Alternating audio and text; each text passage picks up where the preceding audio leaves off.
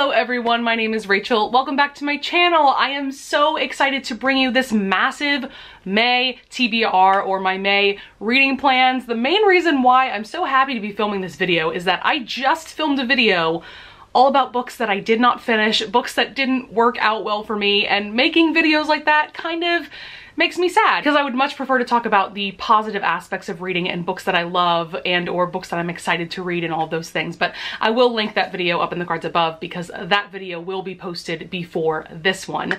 So in May, there's quite a lot going on. I have a couple of books that I'm reading for some book clubs that are going on. Also, there is the Asian readathon. I'm going to link Cindy's video up above.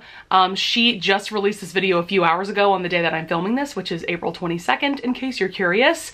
And this is a readathon that she's been hosting for a couple of years, basically throughout the entire month of May, which I believe is Asian and Pacific Islander Heritage Month. Essentially, the goal is to read as many books as possible by Asian authors and or about main characters that are Asian. And there are some reading prompts, but they are very easy to fulfill. I know that quite a few books on my TBR definitely fill all of the prompts pretty much, but yeah, if you want to check out all that information, I will also link below the Asian Readathon Twitter account. If you are on Twitter, you will find there's a Google Doc that has book recommendations and all kinds of resources and things like that. So I definitely recommend checking that Twitter page out as well. So first, I thought I would mention the two books that I'm reading specifically for some book clubs. The first one is After Midnight by Teresa Medeiros. This is specifically going to be for the Rake Appreciation Society that Jen and Crystal host. I will link both of their channels down below. And this one sounds so freaking cool because it is a historical paranormal romance. Oh my goodness, that is a niche that I didn't know I needed in my life. So this is essentially about a Viscount who may or may not be a vampire, and oh my goodness, does that plot alone sound incredible. So I'm really excited to read this and see Crystal and Jen's live show for it. Next, I have Then Came You by Lisa Kleypas. This is specifically going to be for the Historical Hellions book club that Jen and Samantha host. I will also link their information down in the description below. Their pick for the month of May is Then Came You. Lisa Kleypas is an author that I'm still not quite sure if I love her or not. I've enjoyed quite a few of her books, but then a couple of her books have been duds for me, so I'm really looking forward to this one because this is technically book one in a duology that includes this book and then Dreaming of You, which is pretty much every Lisa Kleypas fan's favorite Lisa Kleypas book. So really excited to read this book first and then eventually read Dreaming of You. So I have started using a spinner wheel app. I'm just going to show you guys a screenshot from my phone of what my TBR prompt wheel looks like, and I've started using this app as a way to force me to pick up books that I continuously forget about, that maybe have been sitting on my shelves for well over a year, or books that have been sitting on my Kindle for a really long time, things like that. So I've been really happy about using this method for this month's TBR. So just to kind of run through the prompts that I ended up getting from my spinner wheel, the first one was a Latinx author, and so for that one I decided to read The Wall of Winnipeg and Me by Mariana Zapata. I am so pumped to read this book.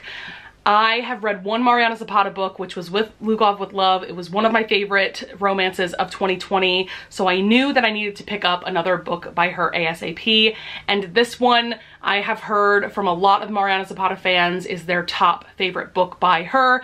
This is a very chunky book though. I think it's like 700 pages. So the next prompt that I ended up getting from my spinner wheel was a native author or an indigenous author. So for this prompt, I picked Alat's Away by Darcy Little Badger. The illustrations are by Ravina Kai, which I am familiar with her work because she did the illustrations for How the King of Elfame Learned to Hate Stories by Holly Black. So fun fact there. This, I think it's either middle grade or YA. I'm not sure which, but the plot sounds really intriguing because it takes place in an America very similar to our own, except that it has been shaped dramatically by the magic, monsters, knowledge, and legends of its people, those indigenous and those not. And that's all I need to know. I know that Kayla from Books and Lala absolutely adored this book, and I'm seeing that most people that I follow on Goodreads have given this at least 4 stars, so very intrigued. I think the cover is absolutely stunning as well. Next prompt that I ended up getting was to reread a favorite of mine, and so for that one I decided to go with The Bride Test by Helen Huang. So this is technically book 2 in a companion romance series by her. The first book is The Kiss Quotient, which I actually reread a couple of weeks ago and absolutely loved. I mean, that is just one of my favorite romance books of all time.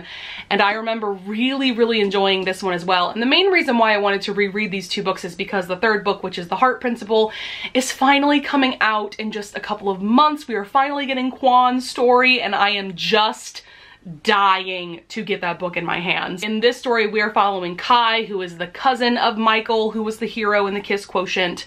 He is autistic. Then we have our other main character, Esme. She's from Vietnam. This turns into kind of the mail order bride trope, and it's just so freaking good. I didn't love this quite as much as The Kiss Quotient, but it was a very close second in my mind. Next prompt I got was a Kindle pick, so any book that is off of my Kindle, and I decided to go with the second novella in the With Visions of Red series by Trisha Wolfe. I read the first novella in this series as a part of a reading vlog that I did where I read some of Bree's favorite romances. That vlog, of course, will be linked up in the cards above, but that is Bree from the channel In Love and Words. This is a very intriguing novella series. It's also very dark for sure, and we have a main character who is a behavioral analyst. She goes into crime scenes, murder crime scenes, and tries to get in the head of the killer to try to track down who this person is, basically. But it also has to do with BDSM, and I was very intrigued by the first novella, so I'm really excited to see what direction this story goes in. Next prompt that I got was newest purchase, and I decided to go with my newest physical book purchase, and that just happens to be the first 2 books in the Smythe Smith Quartet by Julia Quinn. So I decided to binge the entire Smythe Smith Quartet by Julia Quinn, and I'm really excited. So the first book is Just Like Heaven. For some reason, this is a glossy cover when all the other covers are matte. It is what it is. But this series is a spin-off of the Bridgerton series. You probably all know that I binged that entire series this past month, and I had a really good time with it. If you want to check out my in-depth thoughts about all the books, definitely check out that reading vlog that I did for binging the series. But these 4 books are about these Smythe Smith sisters. They are mentioned quite a bit in the Bridgerton series because they are these sisters that perform these musicales or these music concerts, but they're all like terrible and tone deaf, and it's really entertaining to read about. So I'm excited to get their own romances. So yeah, this is the first one, Just Like Heaven. Then we have A Night Like This. These are really pretty covers. Then The Sum of All Kisses, which this one in particular I think is one of Jess's like all-time favorite historical romances, so I'm especially pumped to read this one. And then the last one is The Secrets of Sir Richard Kenworthy. Now this one, it is the 4th and final book in the quartet. I have seen reviews on Goodreads where basically everyone I follow absolutely despises the hero in this book. So am I actually going to read it? I don't know. Part of me wants to because it finishes out the quartet. But I mean, you can read these books as standalones, so does it really matter? Julia Quinn's writing style is just so fun and charming, so I'm at least really excited to read these first 3 books. Next is a 1992 pick, so this is going to be a book that was published the year that I was born, and I decided to go with Lions and Lace by Megan McKinney. So this is a random book that Joanna Shoup actually recommended on a live show that she did with Lacey, I think. I think it was a live show that was on her Instagram page. And the plot sounded very reminiscent of the kinds of plots that Joanna Shoup herself writes. So I'm very intrigued by this. It has really positive reviews on Goodreads, so I think it's going to be a fun time. I'm excited to read a historical romance that was published the year that I was born. The next prompt that I got on my spinner wheel was an Asian author, which of course fits perfectly for the Asian readathon, and I decided to plug in The Poppy War by R.F. Kuang. for that prompt, but this is also a book that I have been meaning to read for so long. I included this in my 21 books I want to read in 2021 video. I'm really excited to get into this adult Asian fantasy. I've heard that this is a really great option for people like me who read more YA fantasy and kind of want to dip their toe in adult fantasy. And I also want to do more research about the war that this is based off of, because I know that it's based off of a specific time in Chinese history. As far as I can remember, I remember somebody mentioning that on Twitter. So I definitely want to do more research in terms of that. But yes, I'm so excited to finally start this trilogy this month. Next prompt that I got off of the spinner wheel is a book of the month pick, which is actually perfect because I have been a book of the month subscriber for probably about 2 years at this point, and you know, I just have a lot of physical books specifically from book of the month that have been sitting on my shelves for a very long time. So this was really the perfect prompt to put on the spinner wheel, and so I decided to go with The Night Tiger by Yang Jie Chu. This is also perfect for Asian readathon, of course. And this is a historical fiction. It sounds like it's also a fantasy. It takes place in the 1930s in colonial Malaysia. I'm very intrigued. I don't know if this book is going to work all that well for me because sometimes historical fiction can be hit or miss for me. So we'll see. I'm definitely going into it with an open mind though. Also, I did want to point out that I know it seems like I'm including a lot of white authors on this TBR and not nearly as many Asian authors, but I do want to point out that I am planning on doing quite a bit of mood reading throughout the month. And so basically my goal for May is that whenever I feel the need to mood read, I am definitely going to pick up a book by an Asian author or a book about an Asian main character. So I just wanted to quickly mention that.